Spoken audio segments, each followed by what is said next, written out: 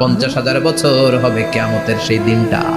আমি মুখোমুখি হতে যাচ্ছি সেদিনের, আপনি মুখোমুখি হতে যাচ্ছেন, আমরা সবাই সেদিনটা দেখতে যাচ্ছি। চিল্লা এখন ঠিক কিনা? এমন ভয়ঙ্কর দিন হবে, এমন ভয়ানক পরিস্থিতি হবে রায়েশা, বাবা মা চিনা যাবে না, পীর সাহেবরে চিনা যাবে না, কেউ কাউরে চিনবে না।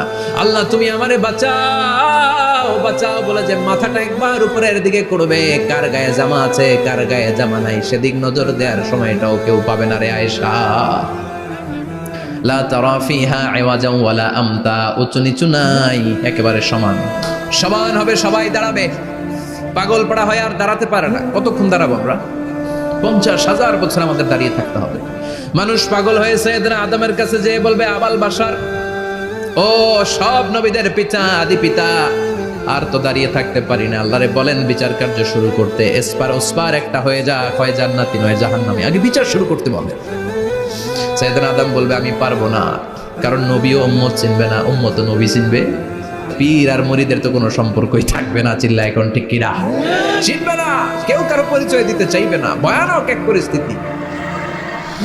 এজন্য এটারে বলে কিয়ামতের ময়দান।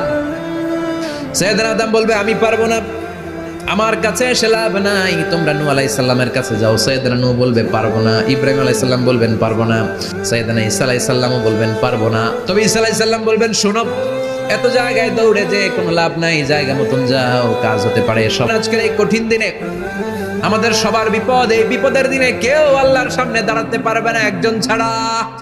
ওনার নাম হলো মুহাম্মাদুর রাসূলুল্লাহ সাল্লাল্লাহু। বিশ্বনবী মাকামে মাহমুদে তখন সিজদায় পড়ে থাকবে, আমরা খুঁজতে থাকবো বিশ্বনবীকে।